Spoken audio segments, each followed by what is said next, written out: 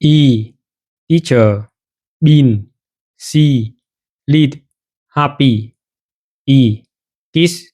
Sit. Miss. Fit. Fish. U. Moon. Soup. Blue. Food. New. U. Look. Put. Shoot. Shoot. Put. Cook. A.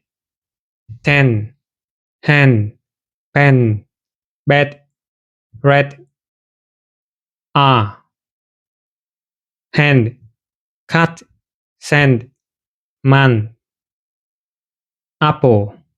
A. Car. Far. Pack. Smart. Hot. A. Cut. Lap.